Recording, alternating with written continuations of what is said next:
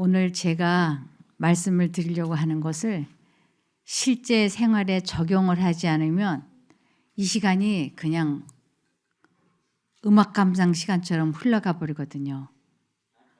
우리들이 하나님 믿는다고 하면서 그동안 얼마나 많이 듣고 배우고 깨닫고 감동받았습니까? 때로는 크게 감동받아서 눈물을 흘리기도 하고 또 어느 때는 좀 열심히 영감의 글도 읽고 성경도 읽고 하면서 좀 이렇게 좀 나아지는 듯 하다가 다시 제자리로 돌아가고 한 일이 많았잖아요. 그래서 제가 이곳에서 아주 많은 분들과 이렇게 말씀을 전하고 서로 감동받고 그러는데 이 말씀을 실제적으로 자기 삶에 적용하고 이렇게 체험해 보는 사람들이 너무 적은 거예요. 그리고 좀 되나 싶으면 몇 달 후에 몇 년 후에 보면 다시 또 제자리로 돌아가 있는 분들이 많더라고요. 그래서 그걸 참 안타깝게 생각을 했었는데 그게 성경절에 있는 거예요. 에스겔 33장 31절에서 32절에 이 말씀이 있었어요. 백성이 모이는 것 같이 내게 나아오며 내 백성처럼 내 앞에 앉아서 내 말을 들으나 그대로 행치 아니하니 이는 그 입으로는 사랑을 나타내어도 마음은 이욕을 쫓음이라. 입으로는 하나님 사랑합니다. 감사합니다. 감동받았습니다. 이제부터 말씀대로 살아야겠어요. 이래놓고는 결정적인 순간에는 마음은 이욕을 쫓음이라. 이기심이 가득 차 있는 거예요. 그들이 너를 음악을 잘하며 고운 음성으로 사랑의 노래를 하는 자같이 여겼나니 내 말을 듣고도 준행치 아니하거니와. 제 남편이나 제가 이렇게 말씀을 드려도 그냥 듣는 것으로만 그치고 삶에 적용하고 체험해보는 사람들은 아주 적다고 하는 것이었어요. 그래서 베드로전서 5장 6절에 말씀을 이렇게 보시면 여기 베드로전서 5장 6절에 보면 그러므로 하나님의 능하신 손 아래서 겸손하라. 때가 되면 너희를 높이시리라. 때가 되면. 그래서 정말로 신분 상승을 원하시거나 정말로 인생에 태어난 목적을 이루는 삶을 살고 싶다면 이 말씀을 실제적으로 적용을 해보세요. 그러면 정말로 신분 상승도 되고 만사형통하게 될 수 있고 그리고 이 세상에 태어난 목적을 이룰 수가 있어요. 이 세상에 태어나서 하나님을 믿는다고 때로는 모태교인으로 때로는 목사로 때로는 장로로 때로는 집사로 여러 가지 이렇게 해보지만 이 말씀을 삶에 적용하고 실천해 보지 않으면 이 세상 것을 다 가졌다 할지라도 결국은 내가 이 땅에 태어난 목적을 이룰 수 없게 되는 거예요. 그래서 내가 이 세상에 왜 태어났지? 내가 무엇 때문에 살아야 되는 거야. 그것을 다시 한번 심사숙고해보고 그래 내 나이가 이미 30이 넘었어 50이 넘었어 60이 넘었어 그러면 이제 이 땅에 태어난 목적을 이루는 데다가 전심전력을 다 기울여야 되겠다 하고 마음 먹고 이 말씀을 삶에 적용해 보면 하나님께서 때가 되면 너희를 높여주시겠다고 약속을 하셨으니까 하나님께서 돌봐주시는 것을 체험해 볼 수 있을 겁니다. 그래서 예수님께서는 우리의 완전한 모본자예요. 그분이 발자취를 이렇게 남겨놓으셨어요. 눈이 많이 왔을 때 이게 길인지 이게 또랑인지 이게 논두길인지 논인지 이렇게 모를 때 있었어요. 이 동네.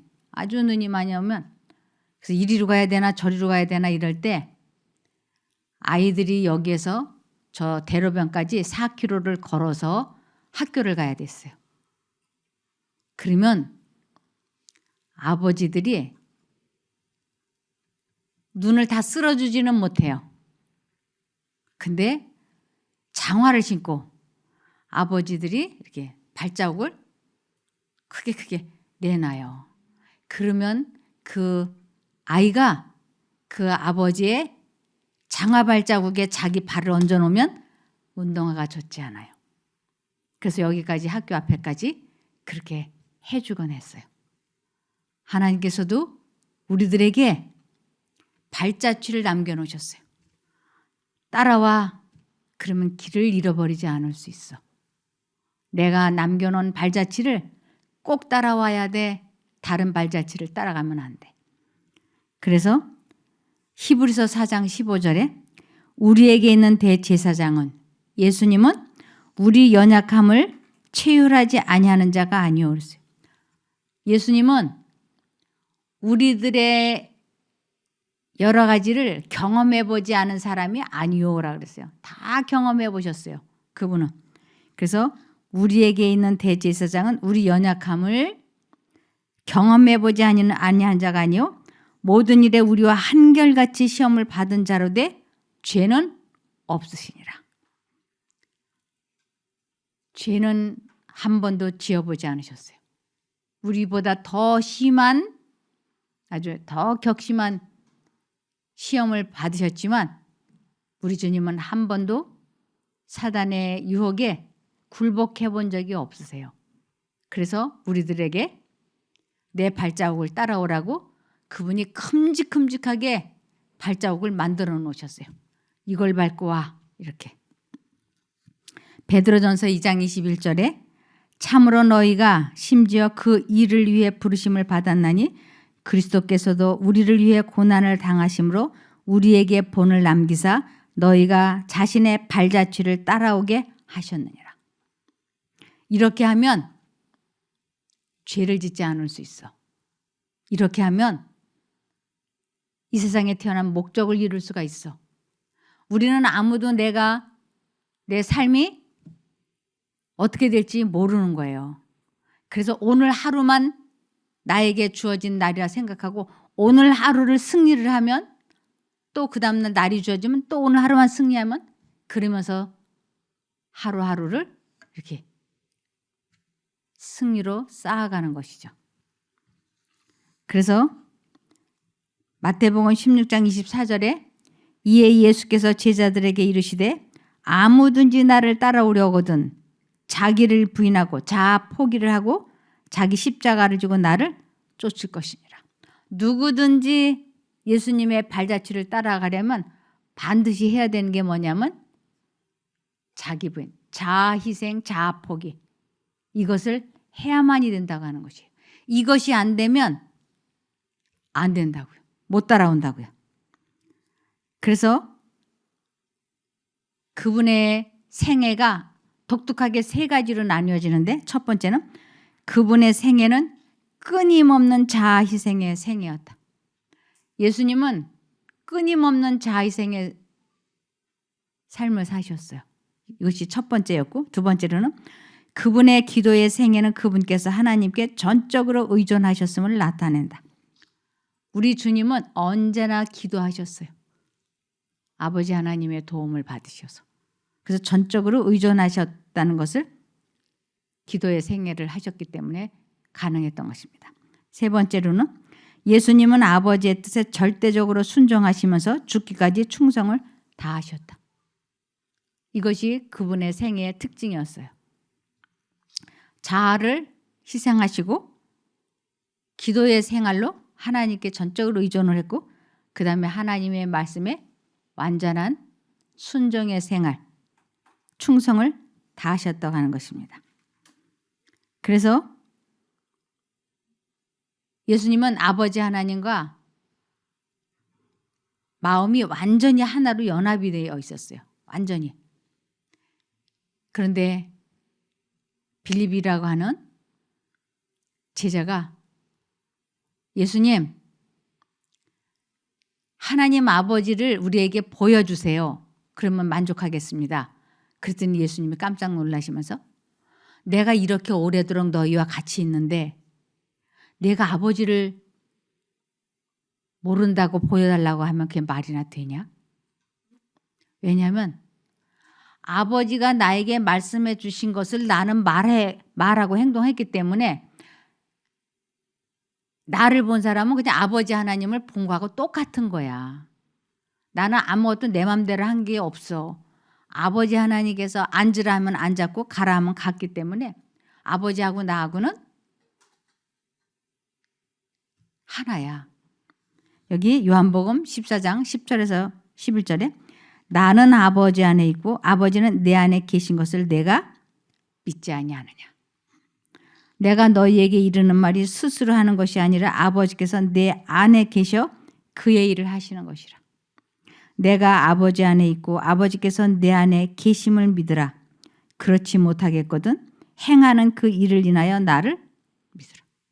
내가 죽은 자를 살리고 중풍병자를 고치고 맹인을 고치고 귀머거리를 고치는 것은 인간으로서는 불가능한 일이에요. 그래서 나는 아버지 하나님께 기도해서 그분이 주시는 능력에 의해서 그러한 일을 했기 때문에 내가 한 게 아니야.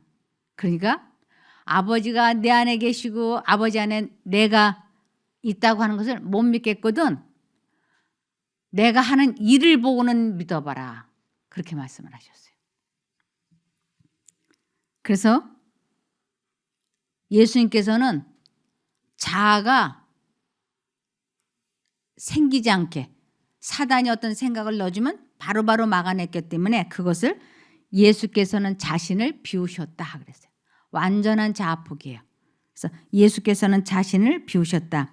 그래서 그분께서 하시는 일에는 어디에도 자아가 나타나지 않았다. 그분은 모든 것을 아버지의 뜻에 따라 하셨다. 지상에서의 사명이 거의 끝날 무렵 그분께서는 이렇게 말씀할 수 있으셨다.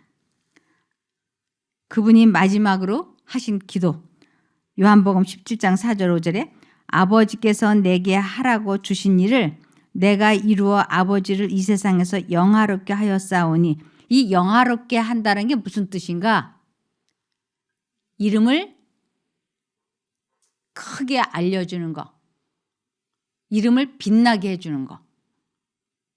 자랑스럽게 여기게 하는 거. 이런 뜻이에요. 그래서 내가 이루 아버지를 이 세상에서 영화롭게 하였사오니 예수님이 아버지 하나님의 이름을 품성을 사람들에게 많이 알려주었어요. 그것을 영화롭게 하였사오니 아버지와 창세전에 내가 아버지와 함께 가졌던 영화로서 지금도 아버지와 함께 나를 영화롭게 하옵소서.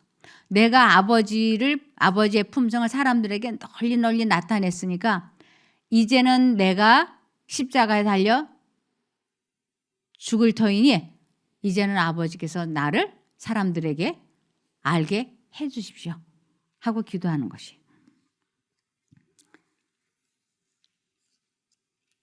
그래서 여기 다시 보시면 아무든지 나를 따라오려거든 자기를 부인하고 자아를 물리치고 이 자아가 더 이상 영혼의 중심을 차지하지 못하게 해야 한다. 이것이 예수님이 우리들에게 보여주신 완전한 모범이에요. 자아 포기하는 것. 이 사람의 본성에 대해서 이렇게 말씀해 놓고 계십니다. 사람의 본성을 보면 언제나 자기 과실을 위해 애쓰고 투쟁을 위해 준비한다. 그러나 그리스도에 대해 배운 사람은 이 그리스도에 대해 배웠다는 것은 자아 포기하는 것을 배운 사람은 이기심과 교만과 지배욕을 멀리한다. 그리하여 심령 속에 안정이 깃든다. 자아가 심령의 지배 아래 굴복하게 될 것이다.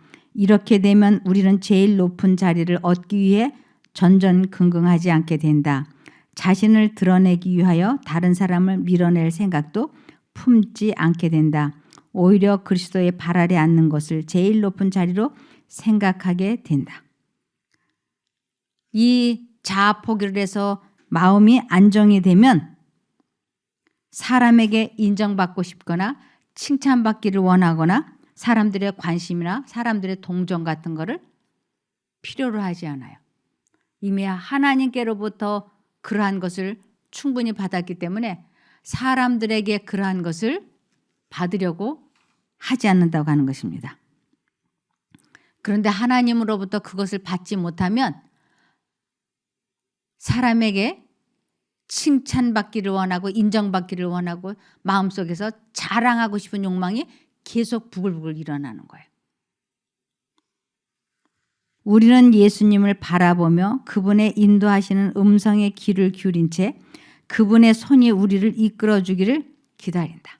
그래서 하나님과 마음이 연결된 사람은 그 마음이 침착하고 차분하게, 그러면서 주님께서 내 마음에 뭐라고 말씀을 하시나, 그리고 귀를 기울이고 그분의 이끌림에 순종을 하려고 하죠. 사도 바울은 이런 경험을 한 후 다음과 같이 말하였다. 내가 그리스도와 함께 십자가에 못 박혔나니. 십자가에 못 박혔다. 이것은 완전한 자아 포기를 하였나니 이런 뜻이에요. 그런즉 이제는 내가 산 것이 아니요 오직 내 안에 그리스도께서 사신 것이라. 사단이 주는 생각을 자아라 그래요. 그래서 이 자아, 사단이 주는 생각을 포기하고 나면 오직 성령 하나님께서 내 마음에 거하시니까 내 마음이 평안하고 안정이 되어 있고 충만한 기쁨이 있어요. 이것을 이제는 내가 산 것이 아니요, 즉 자아가 살아있는 게 아니고 죽었다. 오직 내 안에 그리스도께서 사신 것이라. 이제 내가 육체 가운데 사는 것은 나를 사랑하사 나를 위하여 자기 몸을 버리신 하나님의 아들을 믿는 믿음 안에서 사는 것이라. 그래서 그리스도를 내 마음에 모셔드린 것을 나는 죽고 내 안에 그리스도가 사신다. 이렇게 하는 것이죠. 이것을 더 쉽게 말씀을 드리면 화가 불불 끓어오를 때 한쪽 마음으로는 화를 내면 안 돼. 남편과 말다툼을 하면 안 돼. 그러면 또 냉기로다가 며칠 또 괴롭잖아. 그냥 넘어가. 이렇게 하나님의 음성이 양심 가운데 들려와요. 근데 또 하나의 음성은 나를 무시하잖아. 그러니까 짚고 넘어가야 돼. 버릇을 고쳐놔야 돼. 이 두 생각이 들어오는 것이에요. 근데 자아라고 하는 것은 언제나 하나님의 생각과 반대되는 거예요. 사단이 넣어주는 자아는 하나님과 반대가 되는 거예요. 하나님은 그냥 참고 넘어가 라고 말씀을 하시는데 사단은 아니야. 이거 내가 그냥 참고 넘어가면 나를 바보로 알아. 우습게 알아. 짚고 넘어가야 돼. 버릇을 고쳐놔야 돼. 이렇게. 그래서 두 가지 생각이 마음속에서 충돌을 빚을 때 내가 어느 쪽인가는 선택을 해야 돼요. 근데 이 선택을 하나님 뜻대로 내가 그냥 넘어가야 되겠다. 그냥 참아야 되겠다. 라고 하나님 쪽을 선택을 하기 위해서는 반드시 자아가 포기되어져야 되는 것이에요. 이 생각을 내가 포기해야지 돼요. 그래, 나 화 안 내야 되겠다. 라고 뜻을 정하는 것, 결심을 하는 것을 자아 포기, 자아 희생, 내가 죽었다라고 하는 거예요. 그래서 내가 화를 안 내야 되겠다라고 뜻을 딱 정하는 순간, 그리고 하나님을 선택하는 순간, 하나님 저 좀 도와주세요 하고 하나님께 기도하는 순간 그 하나님의 말씀, 화 내지 마라, 그냥 넘어가라 하는 그 생각을 선택을 하는 것을 하나님이 내 마음에 들어오셨다라고 하는 거예요. 그 생각을 선택한 것을 하나님이 내 안에 거하신다. 그래서 그 생각을 내가 선택하는 순간 내 마음이 그 뜨거운 분노를 물리쳐 주시고 그리고 내 마음에 하늘의 평안을 주시는 거예요. 이것을 체험해 보는 것을 하나님을 만났다 그러고 하나님을 보았다 그러고 하나님을 사랑한다, 하나님을 믿는다, 하나님을 안다. 이렇게 여러 가지로 설명을 하는 것이에요. 이것을 베드로전서 5장 6절에 아까 읽었던 거, 하나님 손 아래서 겸손하라 이거. 그리하면 때가 되면 너희를 높이시리라. 그래서 우리가 이렇게 하나님을 만나는 체험을 하는 것을 하나님을 만났다 보았다라고 하는데, 이것을 하나님의 선하심을 맛보아 안다라고 하는 것이에요. 그래서 이 하나님의 선하심을 맛보아 알게 되는 삶이 시작이 되면 우리들에게 양 4가지의 상급을 하나님께서는 주세요. 첫 번째로, 내가 하나님께 굴복을 해서 그분과 내가 연결이 되면 첫 번째 나타나는 첫 증상이 마음의 평안이에요.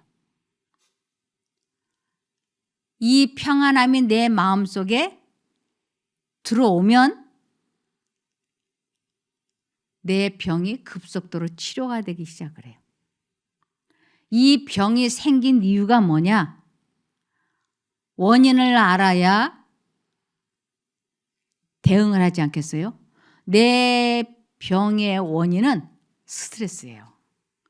과로라든지 피곤함이라든지 아니면 사람과의 어떤 갈등이라든지 죄책감, 열등감, 분노, 이런 여러 가지 마음을 편안하게 해주지 못하는 생각들이 내 마음에 꽉 차 있었기 때문에 심령의 근심은 뼈를 마르게 한다 그러잖아요. 이 스트레스가 나의 가장 약한 부분을 건드리는 것을 질병이라 그래요. 그래서 이러한 스트레스로 인해서 생긴 병을 이 세상 현대의학으로서는 못 고친다고들 그래요. 현대의학은 못 고칩니다라고 얘기를 해요. 그냥 증상만 완화시킬 뿐이지. 그래서 증상을 완화시키기 위해서 뭐 수술도 해주기도 하고 또 약도 주기도 하고 그러죠. 그런데 하나님 능력으로 하나님의 선하심을 내가 맛보아 알게 되면 첫 번째 나타나는 증상이 평안이잖아요. 이 평안함이 내 마음속에 훅 들어오면 그렇게 나를 오랫동안 힘들고 괴롭혔던 이기심이라든지 분노라든지 절망, 낙담, 후회, 열등감, 죄책감, 이러한 것이 내 마음속에서 싹 사라지고 마음에 깊은 평안함이 찾아오면 급속도로 내가 뭐가 되냐면 회복이 되기 시작을 해요. 그래서 첫 번째 평안이고, 두 번째 치료고, 그 다음에 세 번째로는 사람과의 관계가 회복이 되기 시작을 해요. 왜냐하면 내가 누군가를 미워하고 싫어하고 그러는 것이 내가 그러는 것이 아니고 그 생각이 들어왔다는 것을 아니까 이제는 하나님께 도움을 요청하는 것이, 하나님, 저 이 사람을 미워하는 생각, 싫어하는 생각, 증오하는 생각, 이러한 생각 제가 만들어서 하는 게 아니고 사단이 넣어주는 생각이잖아요. 그러니 하나님, 저 이 생각 안 받아들일 거예요. 이 생각을 저에게서 없애주세요. 그리고 진심으로 기도하면 그 생각이 내 마음속에서 싹 사라져가요. 그래서 내 마음에 싫어하는 사람, 미워하는 사람이 없는 거예요. 그래서 모든 사람과 더불어 화평함과 거룩함을 이룰 수 있게 해주시는 거예요. 그러니까 세 번째로는 대인관계가 회복이 되는 거예요. 마지막 네 번째로는 먼저 그의 나라의 일을 구한 사람에게는 모든 걸 더해 주시겠다고 마태복음 6장 33절에 약속을 하셨어요. 무엇을 먹을까, 무엇을 입을까 염려하지 말라고. 그것은 하나님을 믿지 않는 사람들이 염려하는 것이고, 하나님을 믿는 사람은 제일 중요한 것이 뭐냐? 하나님의 뜻에 순종을 하는 것. 그분을 내 마음에 모시는 것, 그것이 되기 시작을 하면 모든 것을 아시는 하나님께서 너에게 부족함이 없게 해주시겠다고 약속을 하셨어요. 그래서 네 번째, 경제가 회복이 되는 걸 경험할 수 있어요.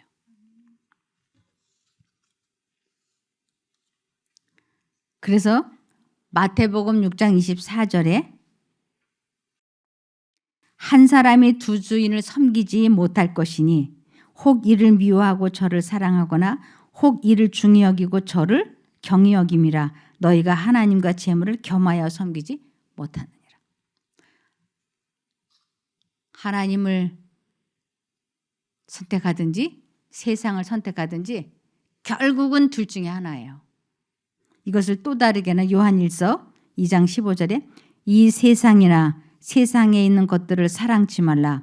누구든지 세상을 사랑하면 아버지의 사랑이 그 속에 있지 아니하니 이는 세상에 있는 모든 것이 육신의 정욕과 안목의 정욕과 이생의 자랑이니 다 아버지께로 쫓아온 것이 아니요 세상으로 쫓아온 것이라. 내 마음에 하나님보다 이 세상 것을 더 비중을 많이 두고 선택을 하게 되면 결국 우리는 쓰라린 어려움을 체험하게 된다는 것입니다. 그래서 영혼의 성화는 믿음으로 은혜와 진리가 충만하신 그리스도를 확고부동하게 바라봄으로써 이루어지는 것이다. 확고부동하게 바라본다는 것. 이게 많은 훈련과 연습이 필요하더라고요. 왜냐하면 부찬기, 하나님을 부르고 마음속으로 찬양을 하고 기억절을 암송하고 이러면서 계속 하나님을 최우선순위에다 둬야 되는데 이게 그렇게 안 되는 거예요. 계속 이 세상 것에 대한 근심, 걱정, 욕망이 끊임없이 하나님보다는 이 세상에다가 더 관심과 애정을 쏟게끔 만드는 거예요. 그래서 여기에 확고부동하게 바라봄으로써 이루어진다고. 진리의 능력은 마음과 품성을 변화시킨다. 그 결과는 화판 위에다 여기저기 물감을 조금씩 묻혀놓는 것과 같지 않다. 다시 말하자면 품성 전체가 변화되는 것이며 그리스도의 모습이 말과 행동에 나타나는 것이다. 새로운 본성을 나누어 받는 것이며 새로운 본성, 신의 성품으로 변화되어 가는 것이에요. 그래서 우리의 본성이 바뀌고 신의 성품에 참여하는 자가 되는 것입니다. 그리스도의 형상을 쫓아 의와 참된 거룩함으로 새롭게 되는 것이다. 그리스도의 은혜는 매일 매시간 꼭 필요하다. 매일 매시간 꼭 필요하다. 그리스도를 언제나 바라보기 위하여 마음과 정신을 하나님께 고정시키는 훈련이 너무나 중요한 것입니다. 그러면서 우리의 평화를 깨뜨리는 것은, 우리의 마음의 평안을 없애는 것은 자신에 대한 사랑이다. 자신에 대한 사랑. 즉, 이 세상 것을 탐하는 자아 포기를 하지 않는 마음이에요. 자아가 항상 살아있는 동안에는 언제나 그것이 굴욕과 모욕을 당하지 않도록 하기 위해 방어 태세를 취하게 된다.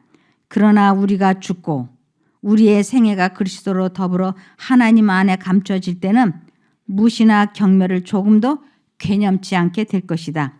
비난에 대하여 귀머거리가 되고 조소와 모욕에 대하여는 소경이 될 것이다. 제가 결혼하고 얼마 되지 않았을 때예요. 제 남편이 길을 걸어가다가 우리 점심 먹자 그래요. 그래서 저는 그러자고 그랬어요. 그런데 저를 데리고 길거리에 이렇게 주르륵 있는 포장마차 속으로 쑥 들어가는 거예요. 그리고 이 포장마차 집에는 이렇게 기다란 의자가 있잖아요. 거기에 털썩 앉으면서 저보고 앉아 이러는 거예요. 근데 저는 그런데 한 번도 들어가 본 일이 없고 제가 저런 자리에 들어가서 뭘 먹는다는 건 상상도 해본 일이 없었어요. 제가 앉지 못하고 막 어쩔 줄을 몰라니까 또 앉아 왜 그래 그래요. 제 자존심이 너무 상했어요.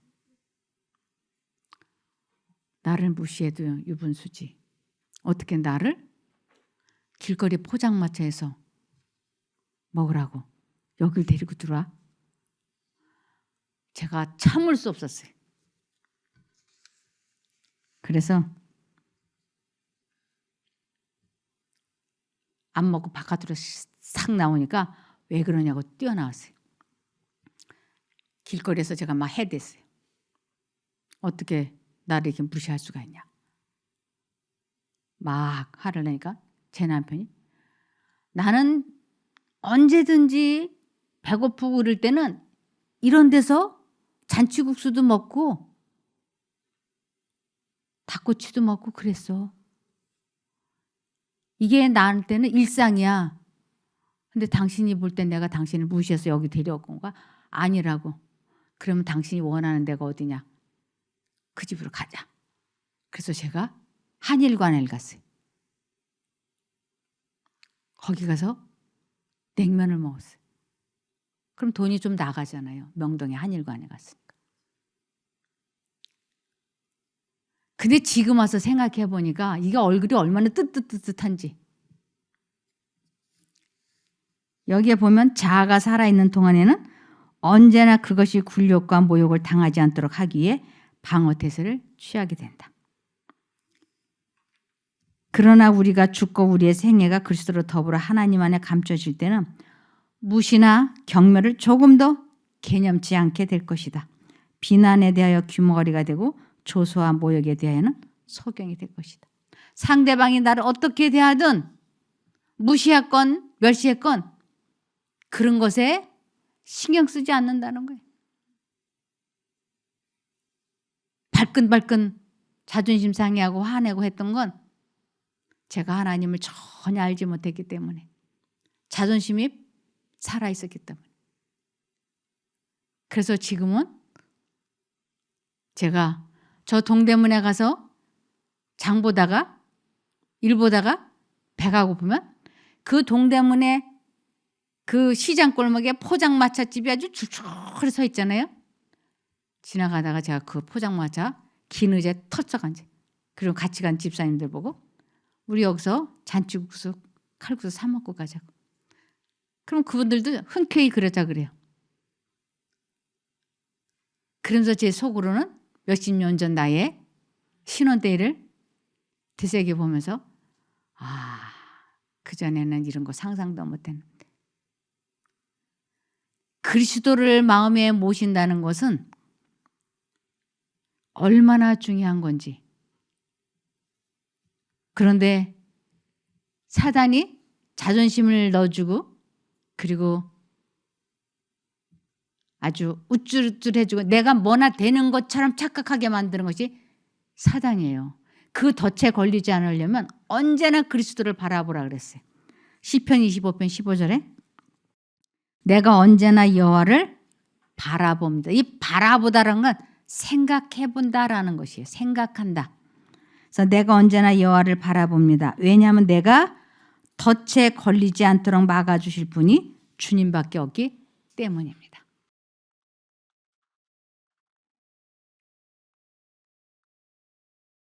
아담과 하와가 이 세상의 통치권을 잃어버렸잖아요. 사단에게 빼앗겼잖아요.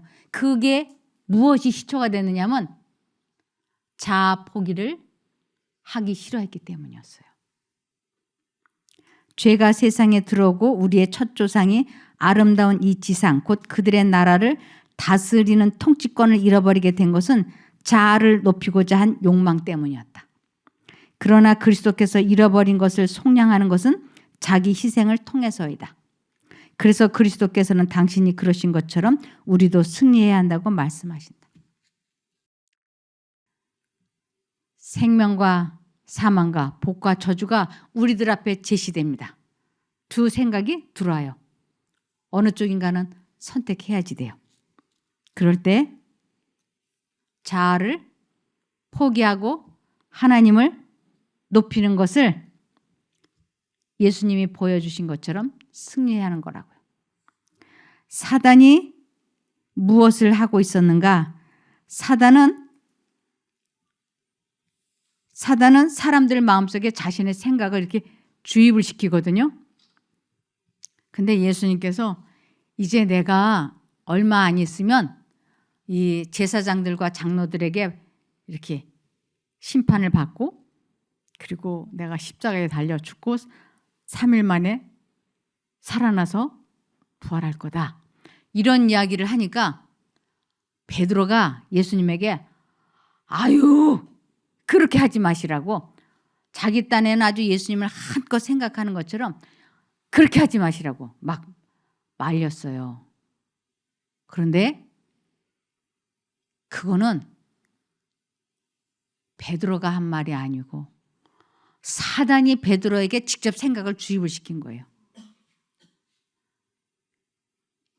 예수님께서 눈으로 사단을 본 거는 아니에요. 그런데 베드로의 행동을 보니까 사단이 베드로와 예수님 사이에 사단이 서 있는 거예요. 그래서 예수님이 사단아 내 뒤로 물러나라. 그러면서 너는 나를 넘어지게 하는 자로다. 사단 보고 말씀을 하시는 것이. 이제 한번 볼까요? 사단이 무엇을 하고 있었는가? 사단은 바로 베드로의 면전에서 베드로와 마주대하여 주님과 베드로 사이에 있었다. 베드로는 사단을 힘입어 주님을 비난하려고 하였다. 그러나 주님이 베드로에게 아주 가까이 다가가시자 사단은 그리스도의 뒷자리에 놓이게 되었다. 예수님이 베드로에게 바짝 다가가니까 사단이 예수님의 뒤로 물러날 수밖에 없었어요. 그래서 이 부분이 뭐라고 되냐면 사단은 베드로를 통하여 말하고 있었고 그로 유혹자의 역할을 하게 하였다. 베드로는 사단이 거기에 있는 것을 알아차리지 못했지만 그리스도는 그 큰 사기꾼의 임석을 간파하실 수가 있었다. 베드로에게 하신 그분의 책망은 진짜 그 원수를 책망하신 말씀이었다. 마태복음 16장 21절에서 23절에 보면 이때로부터 예수 그리스도께서 자기가 예루살렘에 올라가 장로들과 대제사장들과 서기관들에게 많은 고난을 받고 죽임을 당하고 제3일에 살아나야 할 것을 제자들에게 비로소 가르치시니 베드로가 예수를 붙들고 간하여 가로되 주여 그리 마옵소서 이 일이 결코 주에게 미치지 아니하리이다. 예수께서 돌이키시며 베드로에게 이르시되 사단아 내 뒤로 물러가라. 너는 나를 넘어지게 하는 자로다. 이렇게. 그러면서 여기에서 네가라고 하는 것은 베드로에게 실제로 하시는 말씀이에요. 요 네가라고 하는 부분은 베드로에게 실제로 하시는 거예요. 내가 하나님의 일을 생각지 아니하고 도리어 사람의 일을 생각하는도다 하시고 사람의 일, 사단이 넣어주는 생각을 내가 지금 하고 있는 거야. 그럼에도 불구하고 베드로는 예수님의 이러한 귀한 말씀을 알아듣지 못했어요.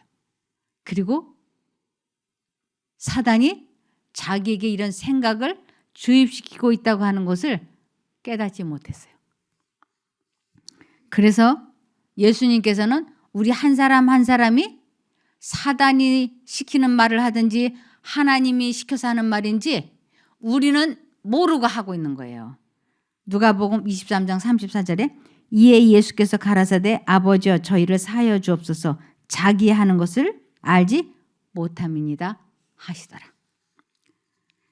수천 년간 사단은 인간의 마음의 구조를 실험해 오고 있었으며 지금은 매우 잘 알고 있다. 이 말세에 그의 교활한 활동으로 인간의 마음을 자신의 마음과 연결시키고 있으며 자신의 생각을 불어넣고 있다. 그리고 그는 이 사업을 매우 기만적인 방법으로 하여 그의 인도를 받는 자들은 사단의 뜻을 따라 이끌림을 받고 있다는 것을 알지 못한다. 이 대기만자는 남녀들의 마음을 완전히 혼란시켜 자신의 음성 외에는 성령의 음성을 듣지 못하도록 크게 해방하고 있다. 이것을 알지 못하고는 이것을 정확하게 이해하지 못하고는 누구도 사단과의 싸움에서 이길 수가 없는 거예요. 그래서 로마서 8장 7절에 육신의 생각은 사단의 생각은 자아는 하나님과 원수가 되나니 이는 하나님의 법에 굴복지 아니할 뿐 아니라 할 수도 없습니다. 확실하고 충분한 성경상 증거가 있음에도 불구하고 사단과 악한 천사들의 존재와 활동을 부인하는 자들처럼 모르는 자들처럼 악령의 영향을 받는 일에 있어서 더 위험한 처지에 있는 자들은 없다. 설마 악령이 사람들 마음속에 생각을 주입을 시키랴 상상도 못하는 거예요. 우리가 악령들의 관계를 알지 못하면 그들은 거의 상상할 수 없을 정도의 유익을 얻고 있다. 즉 악령들은 우리가 악령들의 관계를 알지 못하면 그들은 백전백승하는 거예요. 우리는 백전백패를 한다고 하는 것입니다. 그래서 많은 사람들은 그들이 그들 자신의 지혜가 명하는 대로 따르고 있다고 생각하는 동안 악령의 제안을 받아들이고 있다. 그렇기 때문에 사단은 끝이 가까울수록 사람들을 속이고 멸망시키기 위하여 더욱 큰 세력으로 활동하여 사단이 존재하지 않는다는 신념을 도처에 퍼뜨린다. 그리고 자기 자신과 자신의 활동 방법을 감추는 것이 사단의 정책이다. 사단은 우리 마음속에 생각을 주입시키고 있는데 우리들은 그 생각을 내가 만들어서 하는 내 생각인 줄 철석같이 믿는 거예요. 그래서 에베소서 6장 12절에 우리의 씨름은 혈과 육에 대한 것이 아니요 즉 혈과 육을 갖고 있는 사람과의 싸움이 아니요 정사와 권세와 이 어둠의 세상 주관자들과 하늘에 있는 악의 영들에게 대함이라. 우리의 싸움은 우리의 씨름은 악령들과의 싸움인 거예요. 마음속에 두 생각이 들어올 때 하나님 쪽을 선택하기 위하여 악령과 싸워야 되는 것이에요. 이것을 배우고 깨닫고 알아서 삶에 실제적으로 적용을 하지 않으면 우리들의 품성은 변화되지 않는 것입니다. 그래서 계시록 21장 7절에 이기는 자는 사단과의 싸움을 이기는 자는 이것들을 천국을 상속으로 받으리라. 나는 그의 하나님이 되고 그는 내 아들이 되리라. 지금 이 세상에서 내가 하나님을 믿는다고 해서 다 하나님의 자녀가 되는 게 절대로 아니에요. 반드시 자기 자신과의 싸움, 즉 사단과의 싸움, 자아 희생, 자아 포기, 자기 부인 이것에 승리하는 자만이 하나님의 자녀가 되고 천국에도 들어갈 수 있게 되는 것입니다. 그래서 이러한 사실을 사람들이 모르기 때문에 자아를 포기한다고 하는 것이 자아가 무엇인지 예수님은 알려주시기 위하여 이 세상에 오셨어요. 그래서 자아를 포기해. 나를 봐. 내가 그렇게 하고 있지 않아? 그러면서 자아 희생, 자아 포기, 자기 부인을 계속 하면서 오직 두 생각이 들어올 때마다 예수님의 마음속에 두 생각이 들어올 때마다 예수님은 언제나 사단의 생각을 포기하고 하나님 쪽을 선택을 했어요. 그래서 그분은 우리에게 있는 대제사장은 우리 연약함을 채울하지 아니하는 자가 아니요 모든 일에 우리와 한결같이 시험을 받은 자로되 죄는 없으시니라. 이렇게 모본을 보여주셨습니다. 그래서 이렇게 배운 것을 잊어버리지 않고 삶에 적용하고 실천하고 체험해 볼 때 우리들은 하나님과의 만남이 시작이 될 수 있어요. 그렇게 되기를 바라며 말씀을 마치겠습니다. 하늘에 계신 저희들의 아버지 하나님, 저희들의 인생이 왜 이렇게 어렵고 꼬이게 되었는지 몰랐습니다. 그러나 이제 하나님의 말씀을 불순종하고 하나님을 잊어버리고 산 삶이기 때문에 이렇게 되었다는 것을 알았습니다. 이제부터는 주님께서 마음에 말씀해 주시면 이유를 불문하고 선택하려고 결심을 했사오니 저희들을 도와주시옵소서.